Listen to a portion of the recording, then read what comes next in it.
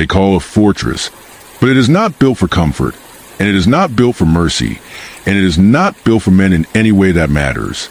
It is built to endure what men cannot, to outlast what flesh forgets, to grind down the fragile parts of humanity until only obedience remains. You arrive as a person, a collection of memories and fears and small private hopes, and if you leave it, all you leave is a designation stamped on a slate and filed away in some forgotten archive. Inside those walls, the Space Marines do not need to look at you, because the stone already knows your place. So what happens when you spend your entire life serving warriors who will never know your name, who will never remember your face, who will never even consider that you were once more than a moving piece of machinery?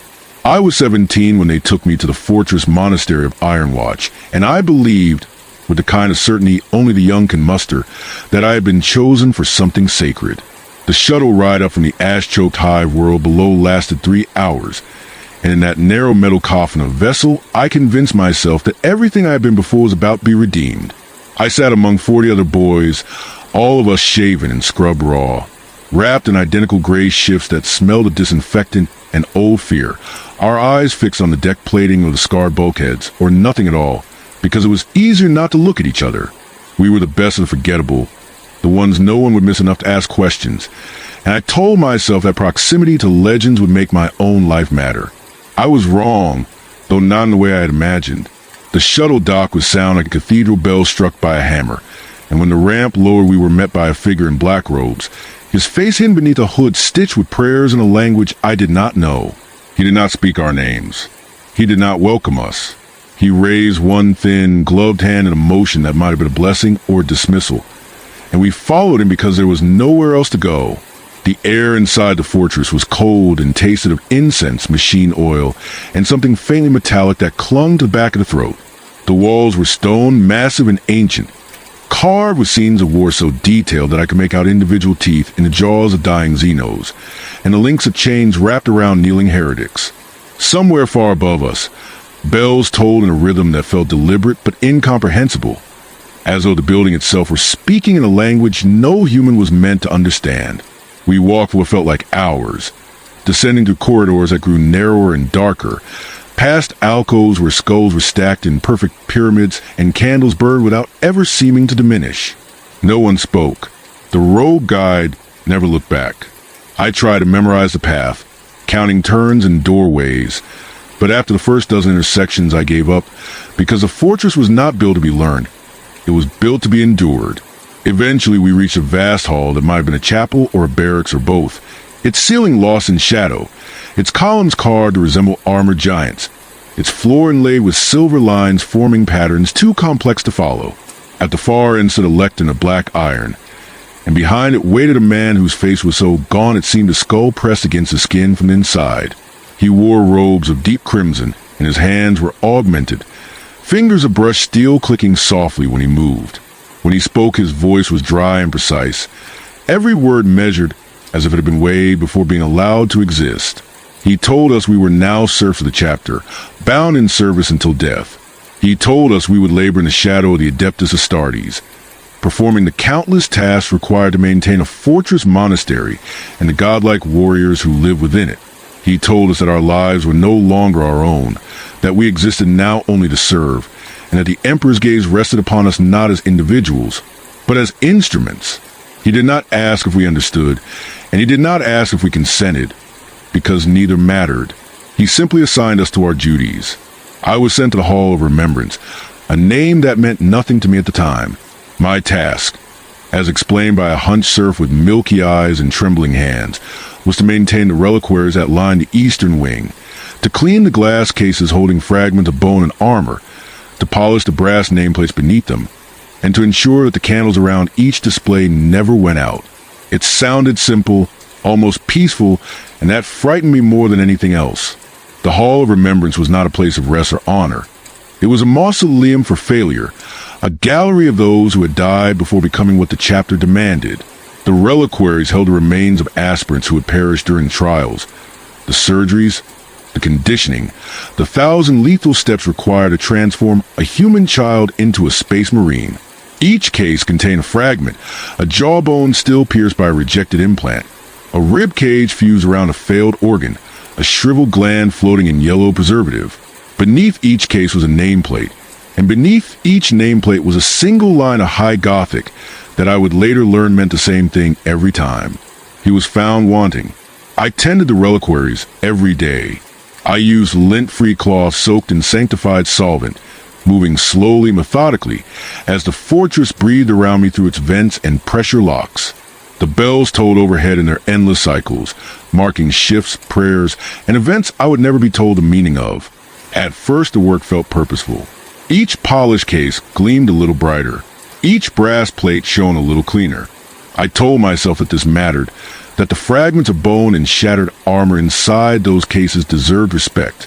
That belief lasted only a few months. The hall was never empty. Other serfs drifted through it like shadows, wiping floors, tending braziers, replacing incense cones that burned down to gray ash. None of them spoke. Their eyes were always lowered, their movements economical and numb. I tried to greet them in the beginning. A nod, a whispered word. Nothing was returned. After a while, I stopped trying, and the silence thickened until it felt like a physical weight. The bells became my clock. 3 notes for waking, a long toll for labor, a sharp chime for rotation. I dressed each morning in the same gray garment I had been issued on arrival, its fabric growing thinner and rougher as it was washed and rewashed in recycled chemical baths. My quarters held 12 cots arranged in 2 rigid rows, and 11 other serfs slept beside me, though sleep was the only thing we ever shared. The air smelled of old sweat and antiseptic, and no one ever spoke after lights dimmed. We rose, dressed, and left without a word, dispersing into the arteries of the fortress like blood cells being pumped through a body that did not care if any one of us failed to return. The Hall of Remembrance became my entire universe. I learned its every alcove, every draft of cold air that whispered through its vaulted ceilings. I learned which reliquaries leaked vapor because their seals were cracked, which nameplates had begun to tarnish, which candles burned faster than they should. I learned how to move without drawing attention, how to keep my eyes lower when overseers in their black robes passed through, their data slates glowing faintly in the gloom. They never praised good work. They only punished mistakes. That was enough to teach precision. I saw my first Space Marine on the 42nd day. He appeared in the hall without warning, so massive that the doorway itself seemed to recoil around his armored bulk. His ceramite plate was the color of dried blood, etched and scored by battles I could not imagine. His helmet was mag-locked to his hip, revealing a face that no longer resembled anything human. His eyes swept the hall once, passing over us serfs as though we were furnishings. Then he walked to one of the central reliquaries and stopped. I froze, cloth in hand. My heart hammered in my chest. The other serfs continued working, as if nothing had changed, and I forced myself to do the same, wiping glass that no longer needed cleaning. He stood there for several minutes. He did not speak. He did not touch the case. He only stared at the fragment within and the name beneath it. Then he turned and left, the air shifting as his armored mass passed. Only when he was gone did I realize I had been holding my breath. That night, I tried to tell someone. I turned to the serf beside me, a gaunt man with a scar running from temple to jaw, and whispered that a Space Marine had stood before one of the reliquaries. He did not respond. He did not even turn his head. He simply rolled away and fell into sleep. I lay awake for hours after, staring at the ceiling, wondering what rule I had broken. Time began to feel strange after that. Not fast, not slow, just endless. The fortress revealed itself not as a building, but as a doctrine carved into stone. Every corridor was a sermon, every chamber a trial. There were no windows. There was no sky. Only walls layered with scripture and reliefs of saints and slaughter. The bells dictated everything. Some days they rang constantly, a cacophony that left my thoughts scattered and raw. Other days they were silent, and the silence was worse. I learned the fortress had many regions. The Hall of Blades, where tech priests tended weapons that hummed with restrained violence. The Librarium, where books bound in strange leather were cataloged by robed figures who never looked up. The Apothecarium, where the wounded were healed and the dead were harvested, and where screams echoed endlessly through the ducts. And there were forbidden zones marked by skulls and chains, where even the overseers rarely went. I never saw what lay beyond them, but sometimes I heard things that did not sound like machines or men. My duties multiplied. I began assisting with ritual oils, transporting incense, standing watch in the hall during the night shifts when everything felt even more unreal. The work was endless and invisible. If I did something well, nothing happened. If I made a mistake, pain followed. I learned to double-check everything until my hands ached and my eyes burned. The Space Marines appeared more often as years passed. Always sudden, always overwhelming. They moved through the halls like storms, leaving only the smell of promethium and scorched air behind. They never spoke to us. We were infrastructure to them, like walls and vents. I was 23 when I realized I could no longer remember my mother's face. I lay in my cot, staring into the dark, trying to summon her features. I remembered her voice. I remembered the way the hive lights glinted off her hair. But her face was gone, dissolved by repetition and exhaustion. I felt nothing when I realized this. That frightened me more than grief would have. The fortress endured, and slowly, so did I. The 5th year marked a shift, though I did not recognize it at the time. I only knew that my route to a fortress expanded, adding new corridors and new chambers whose names I was never told. One of these was a chapel of unending vigil, a place so vast that even the echoes seemed to get lost before returning. The ceiling rose into darkness, supported by columns carved into the likenesses of ancient warriors, their faces stern and beautiful and terrible. The floor was black stone veined with gold, cold beneath my thin-soled boots. At the center stood an altar of pale marble, and upon it rested a single bolt round encased in a crystal reliquary, its casing etched with those written in high Gothic, so small I could not read them without squinting. I was told the bolt had been fired by a chapter master thousands of years before, and that it was never to be touched, never to be moved. My task was simply to ensure the altar was clean, and the candles surrounding it were always burning. I performed this duty in the hour before the first bell of the day, when the fortress felt almost empty. Sometimes alone Astartes knelt before the altar, his armor removed, his head bowed. When that happened, I moved as though he were a statue, careful not to disturb even the air around him. Once, foolishly, I looked up at one of their faces. His eyes snapped open instantly, locking onto mine with such force that my legs nearly gave out beneath me. He did not speak. He did not move. He simply stared until I lowered my gaze and retreated. I never made that mistake again. It was also in this chapel that I saw the aspirants for the first time. A group of boys no older than 12 were led in by robed overseers. They were naked, their heads shaved, their bodies covered in blacking, forming prayers and warnings. They knelt before the altar, small and fragile in a space built for giants.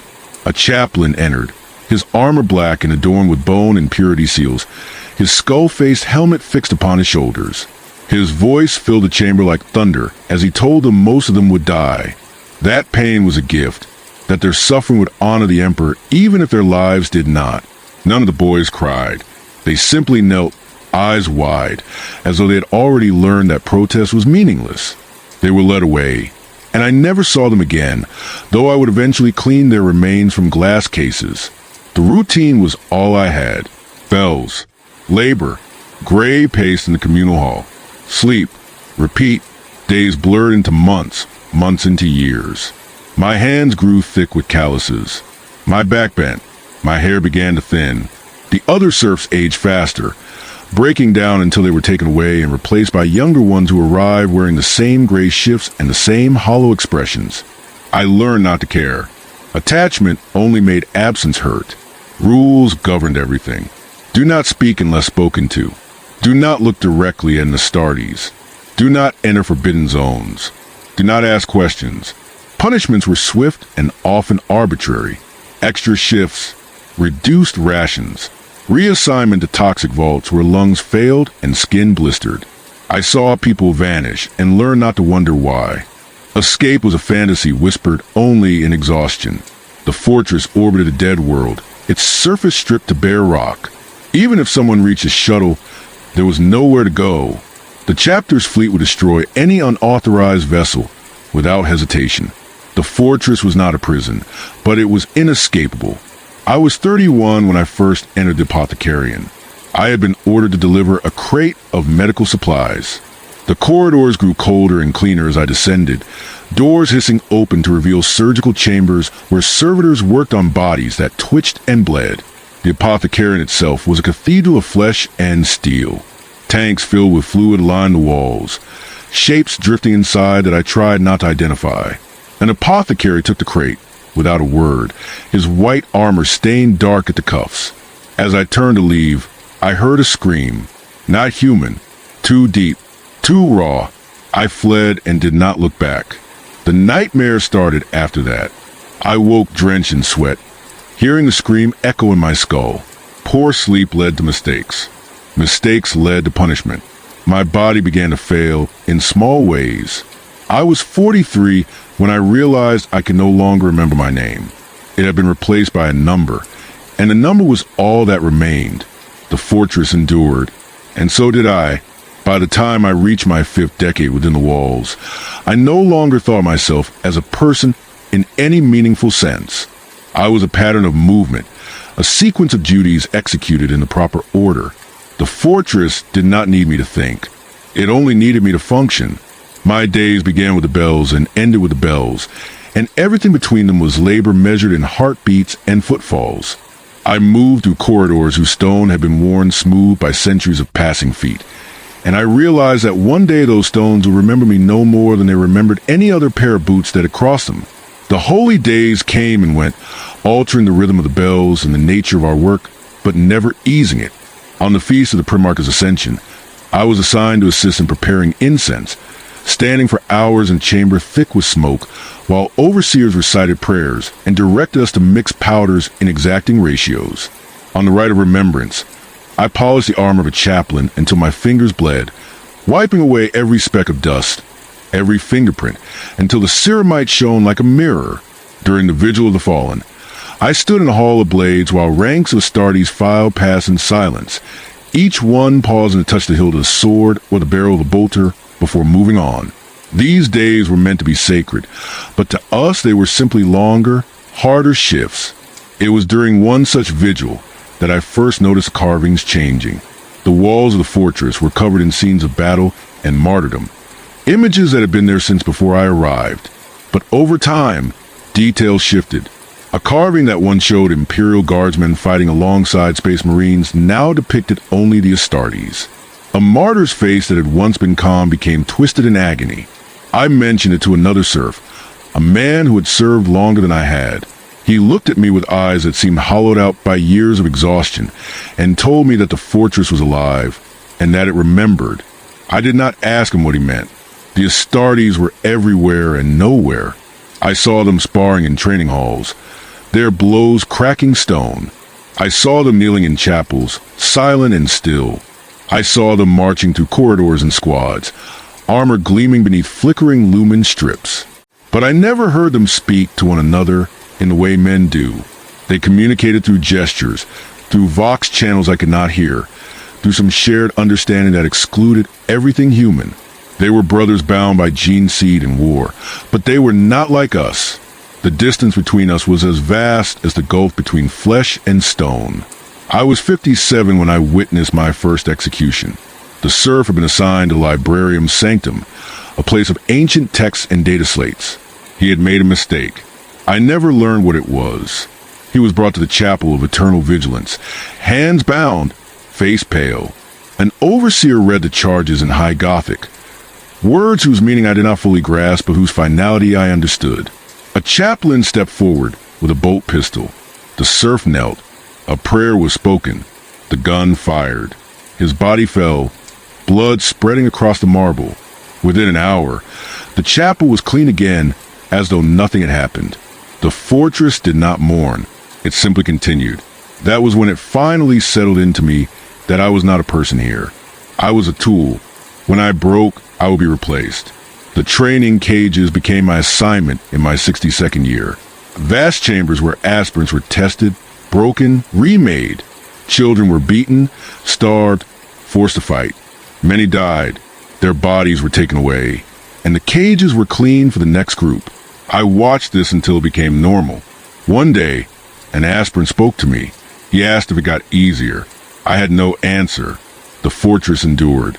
And so did I. The reclusium was a place I learned to dread long before I was ever assigned to it. Even when my routes did not bring me through its corridors, I could feel its presence, a pressure at the back of my mind like something watching from just beyond sight. When I finally received orders to assist there, it was with a sense of resignation rather than surprise. Everything in the fortress eventually found its way into you. The reclusium was a maze of chapels, meditation cells, and vaults of relics, all wrapped in layers of incense, so thick it clung to the lungs. The walls were covered in scripture written in ancient tongues, prayers carved so deeply into the stone that they felt like scars. My task was simple on paper: polish the censer chains used in ritual observances and refill the incense burners that hung from them. In practice, it was unbearable. I always had the sense that I was being observed, not by the Astartes or the overseers, but by something else, something embedded in the stone itself. It was there that I first heard the screaming. At first it was faint, barely audible beneath the constant chanting and the low hum of the fortress's machinery. I thought it might have been my imagination, the result of exhaustion, or the echoes of memories I wished I could forget. But as I stood in one of the side chapels, polishing a chain beneath the statue of the Emperor in his aspect as a Carian lord, the sound grew clearer. It was a voice or many voices, screaming in unison, not in bursts, not with a rise and fall of breath, but as a single sustained note of agony that never paused. I tried to ignore it. I focused on my work, on the rhythm of the cloth against brass, on the smell of incense. But the sound burrowed into my skull, vibrating through bone, and thought until I could no longer tell whether it was something I was hearing or something I was remembering. Eventually, I abandoned my post and returned to my quarters, my hands shaking so badly I could barely unfasten the clasps on my shift. I did not sleep that night. When I asked an overseer about the sound the next day, he studied me for a long moment before answering. He said that the reclusium held many things, and that not all of them were meant to be understood by those who served. His tone made it clear the conversation was over. I never asked again. The years continued to blur together. I stopped dreaming sometime in my 70s. Sleep became an empty space between shifts, a black void in which no images formed. I would wake without any sense of rest, only the awareness that time had passed. My body was failing in small, accumulating ways. My joints ached constantly. My vision dimmed. I coughed blood some mornings, wiping it away before anyone could see. The fortress adjusted my duties to account for my decline, assigning me lighter tasks, but it did not grant me rest. I would work until I could no longer stand, and then I would be removed. I found myself thinking often of the boy in the training cage, the one who had asked if it got easier. I wondered if he had survived, if he now walked the halls in armor that weighed more than my entire body. I wondered if he remembered that moment, or if it had been erased along with everything else human inside him. I doubted it. The chapel of the last candle became my final assignment. It was a small, forgotten chamber far from the main routes, and it held a single ancient candle burning atop a stone plinth. I was told it had been lit by the chapter's founder 10,000 years before. My duty was to ensure it never went out. I sat there for hours, watching the flame dance and flicker, replacing the candle when it burned down to nothing. The chapel was silent in a way no other place in the fortress was. The bells did not reach it. The distant sounds of machinery faded. Time lost its meaning. One day, an Astartes entered the chapel. He removed his helmet and asked how long I had served. I could not remember. He told me service was its own reward, that obedience was all the Emperor required. Then he left. I was 89 when my heart began to fail. The pain came in waves, sharp and blinding. I did not call for help. I sat with the candle and waited. The fortress did not pause. The flame burned, and so did I. The tremors in my chest became more frequent after that first collapse. At first they came days apart, then hours, then sometimes several times within a single shift. Each one left me weaker, as though some unseen hand were slowly turning down the power that kept me upright. I told no one. In the fortress, illness was not treated as a condition to be cured, but as a malfunction to be managed until replacement became necessary. I was not yet useless, so I was not yet removed. The chapel of the last candle remained my world. I sat on the stone bench beside the plinth, watching the flame rise and fall with every faint draft that moved through the chamber. It was the only thing that still changed. Everything else had become static, frozen in the same endless cycle of labor and obedience. I did not know how long I had been there. Days and weeks blurred into the same long vigil, punctuated only by the rare arrival of an overseer to deliver a ration tray or inspect a candle. I ate less as time passed. Hunger felt distant, abstract, something that belonged to a body I was slowly leaving behind. Sometimes I would forget to eat entirely until an overseer's sharp knock against the stone doorway startled me back into awareness. He never spoke. He never asked if I was well. He only looked at the flame, then at me, then left. The pain in my chest was always there now, a dull, grinding ache beneath my ribs. It flared into something sharper without warning, stealing my breath and making the world tilt. When that happened, I would lean forward and grip the edge of the plinth, forcing myself to keep my eyes on the flame until the sensation passed. The candle became an anchor, the only thing that felt real. I began to think about my life not as a sequence of events, but as a narrowing corridor. Every year, every task, every forgotten face had closed another door behind me, until there was only this single point of light at the end. I could not remember my name. I could not remember the hive world where I had been born. All that remained was a routine, the quiet certainty that I had existed only to keep something else alive. Sometimes I imagined a fortress without me. Another serf would be assigned to this chapel, sitting on the same stone bench, watching the same flame. They would not know who I had been. They would not care, and the candle would continue to burn. I wondered if this was what the Emperor wanted. Not loyalty, not devotion, but endurance. A universe filled with things that simply refused to stop, grinding forward long after any meaning had been stripped away. The Astartes believed their suffering honored him. I was no longer sure suffering meant anything at all. The footsteps came one night while I was half asleep, my head bowed toward the flame. I lifted my eyes and saw a figure standing in the doorway, tall and armored, the light of the candle glinting off ceramite. He did not enter. He did not speak. He simply stood there, watching. I wondered what he saw. A servant at the end of his usefulness. A piece of machinery about to fail. Or nothing at all. After a long moment, he turned and walked away. The tremor that followed was the worst yet. I collapsed onto the stone floor, my breath coming in ragged gasps, my vision narrowing until the world became a tunnel with a flame at its center. I could hear the fortress beyond the walls, the distant clang of machinery and the echo of bells, but all seemed very far away. I knew then that this would not pass. The pain did not recede. It only deepened, spreading through my chest like fire. I dragged myself back onto the bench, my hand shaking, and looked at the candle. It was burning low. The wax had pooled around the base of the plinth, translucent and pale. I reached for a new candle from the brass box beside me, my fingers clumsy and numb, and replaced it with slow, careful movements. The flame transferred, guttering for a moment before catching hold. The ritual was the last thing I did as myself. I did not pray. I did not ask for mercy. I simply watched the flame and waited. My thoughts began to scatter.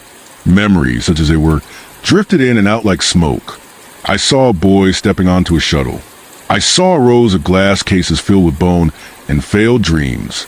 I saw a child in chains asking a question I could not answer. Then there was only the flame. My heartbeat faltered. Each breath was an effort. The darkness crept inward, and I felt a strange, distant calm. I had spent my entire life being consumed by this place. Now, at last, it was my turn to be extinguished. The candle burned on. The pain did not stop after that night. It became a constant presence, a weight in my chest that never lifted, as though the fortress itself had finally reached inside me and begun to crush what little remained. I no longer measured time by the bells, because I no longer heard them. The only sound that mattered was my own breathing, shallow and uneven, and the faint hiss of the candle as it burned. I sat in the chapel of the last candle, and watched the flame with an intensity that bordered on reverence. It was not faith. It was necessity. As long as I could see the light, I knew I was still here. When my vision blurred, when darkness crept in from the edges, I leaned forward and forced myself to focus, to hold the flame in place with nothing but my will. The fortress did not change. It continued its endless cycle beyond the walls of the chapel, its corridors filled with warriors and servants who would never know that I was dying in a forgotten corner. I could hear it sometimes, distant and muted, like the heartbeat of a vast, uncaring creature. It did not slow. It did not pause. It did not notice. My body was failing in ways I could no longer ignore. My hands shook constantly now, even when I was at rest. My legs felt hollow, as though they were no longer truly connected to me. Sometimes a cough would tear through my chest and leave a taste of iron in my mouth. I wiped it away on the sleeve of my gray shift and said nothing. There was no one to tell. I thought about the boy I had been, the one who had believed he was chosen for something holy.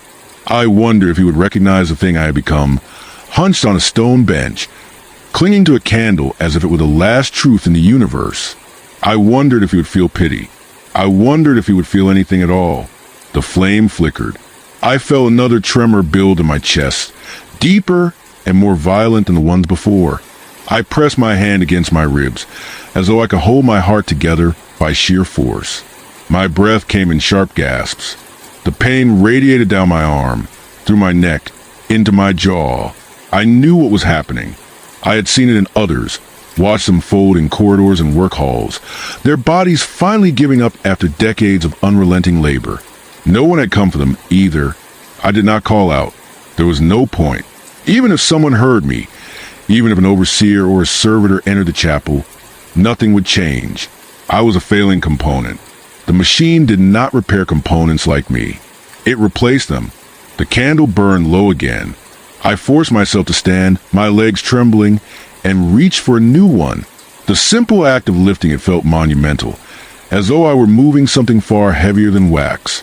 My fingers fumbled, slick with sweat, but I managed to set the fresh candle in place and transfer the flame. It caught, small and bright, defying the darkness that pressed in from every side. I sat back down, exhausted beyond anything I had ever known. The pain surged again, stronger this time, and I doubled over, my vision fracturing into shards of light and shadow. The flame was still there, but it was distant now, as though I were looking at it through water. I focused on it with everything I had left, refusing to let it slip away. My thoughts began to drift, slow and heavy. I could no longer remember the sound of my mother's voice. I could no longer remember the faces of the other serfs who had slept beside me over the years. Even the fortress itself seemed less real, more like an idea than a place. All that remained was the candle and the faint awareness that I was still breathing. Footsteps echoed in the corridor outside the chapel. I lifted my head, though it took more effort than I thought possible. An overseer stood in the doorway, his black robes hanging stiffly from his thin frame. His hood was drawn low, hiding his face in shadow. He did not come closer. He did not speak. He looked at me, then at the candle. After a moment, he nodded once. Then he turned and left. I did not know what the nod meant. Approval, acknowledgement, or simply confirmation that the flame was still burning. It did not matter. He was gone and I was alone again. The tremor came back, overwhelming and final. My chest felt as though it were tearing itself apart from the inside. My breath hitched, then stuttered. I could no longer feel my hands. I could no longer feel my legs. The world narrowed to a single point of light, the flame. I stared at it, pouring everything I had left into keeping my eyes open. It was important, somehow, that I see it until the end, that I not let the darkness take me before the light did. My heartbeat slowed. Each thud was weaker than the last. My vision dimmed, the edges dissolving into black.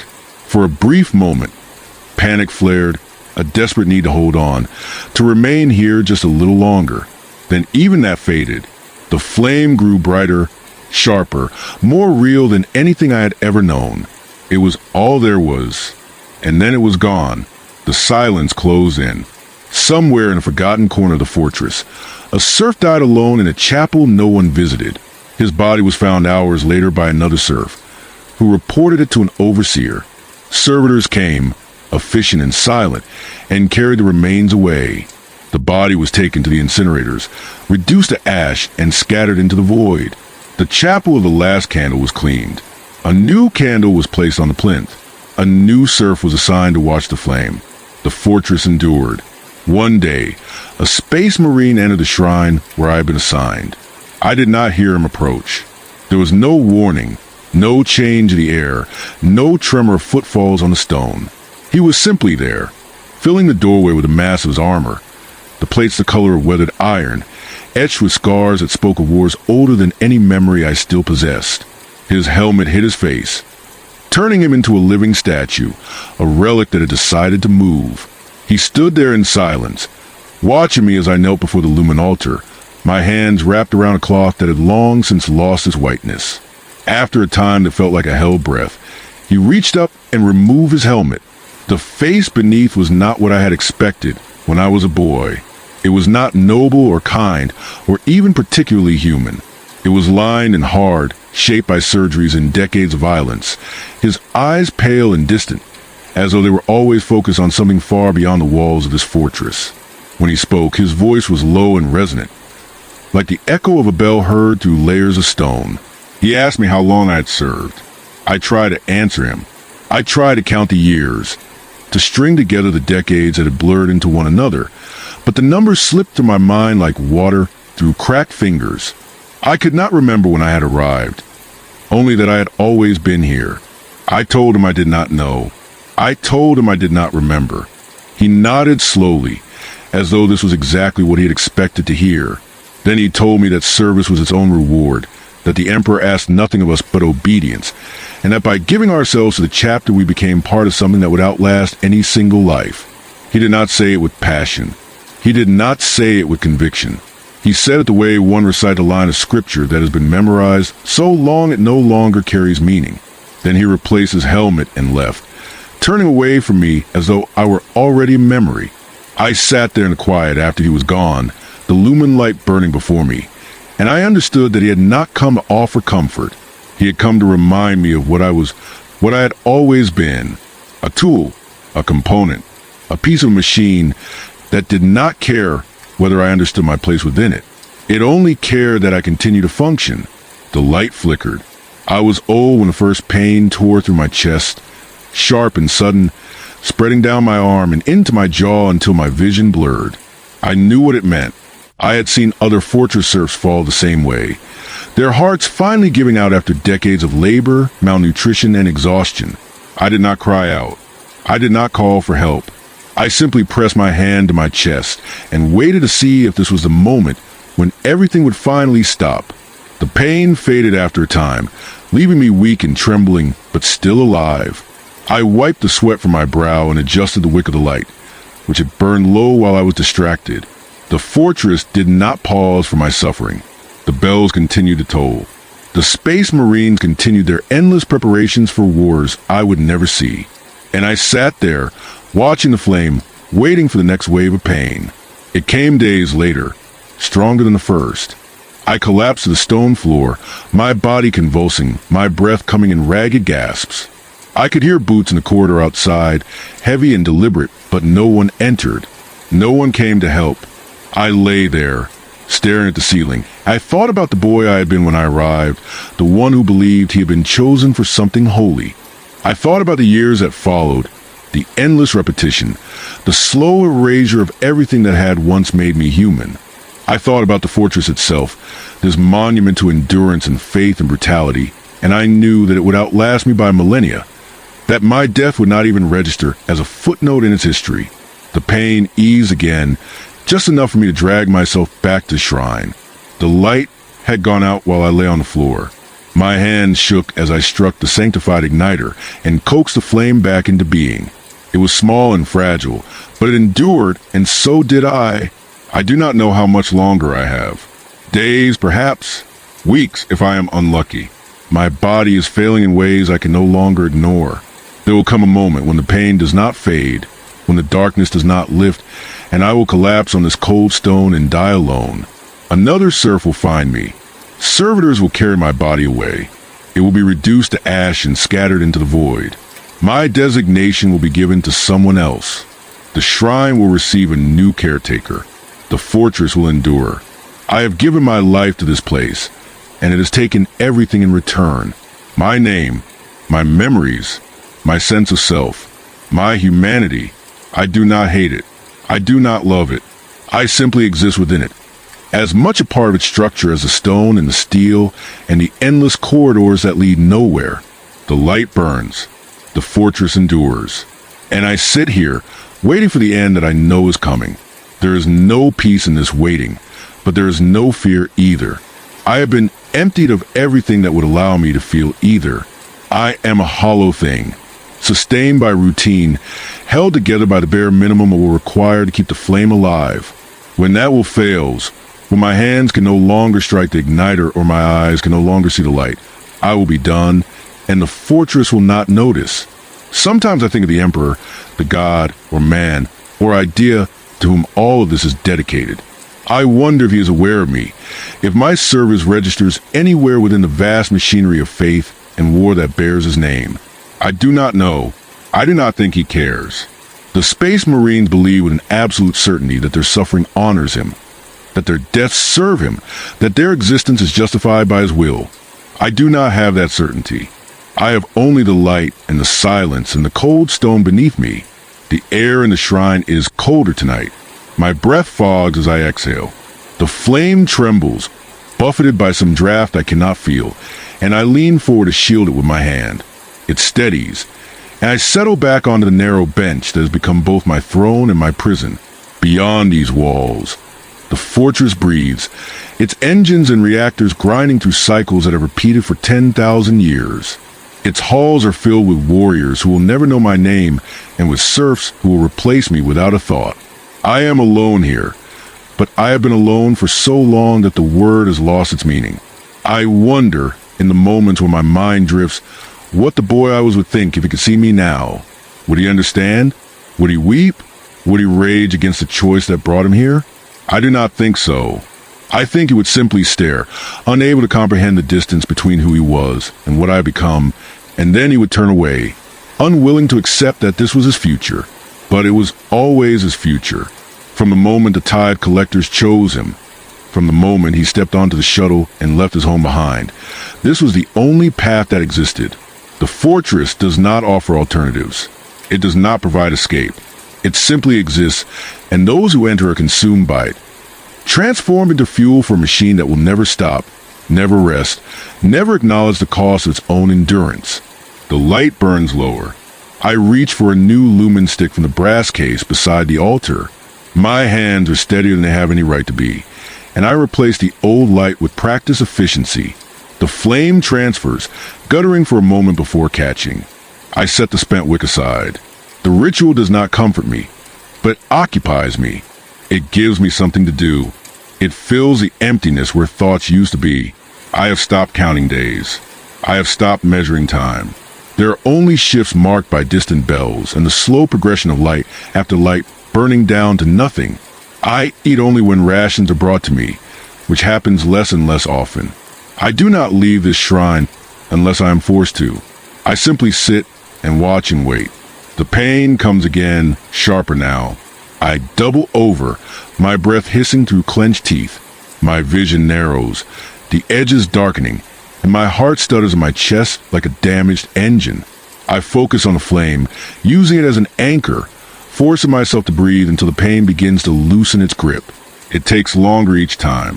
When it finally releases me, I am left shaking and soaked in cold sweat. I know this is the beginning of the end. The tremors are coming more often now, lasting longer. My body is running out of whatever reserves it once had. Soon one of these waves will not pass, and I will die here, slumped on this bench, my eyes fixed on the light. It is not the worst way to go. Better than the waste vaults. Better than the training cages. Better than being executed for some mistake I never understood. The fortress does not care how I die, only that I do not disrupt its function in the process. Footsteps approach the shrine. An overseer enters, his robe stiff with age, his hood shadowing his face. He looks at me, then he looks at the flame. He nods once and leaves without a word. I do not know what the nod means. It does not matter. He is gone and the silence returns deeper than before. I watch the flame dance and flicker, throwing shadows against the walls. For a moment, the shadows look like figures, serfs and warriors and overseers, all watching me from the darkness. I know it is not real, but the thought is strangely comforting. I have been alone for so long that even imagined company feels like a gift. The pain comes again, and this time I do not fight it. I let it wash through me, let the darkness close in. My heartbeat slows, the rhythm breaking apart. I know this is the one that will not fade. I should feel fear or regret, but I feel only a distant curiosity, as though I am watching someone else die. The flame is still there. I can see it. Even as my vision dims, it remains a small point of light in the center of the void. I pour what little will I have left into keeping my eyes open, into holding that light in place. It matters that I see it until the end. My breath becomes shallow. My hands grow numb. My thoughts fragment, slipping away. I try to hold on to something, some memory, some part of myself, but there is nothing left to hold. I have been emptied. There is only the light and the silence and the slow dissolution of everything. For a brief instant, the flame flares brighter than it ever has, and then it fades from my sight. The darkness takes me. Somewhere inside a space marine fortress, a forgotten serf dies alone. His body will be found. It will be burned. Another will take his place. The flame will be lit again. The fortress will endure.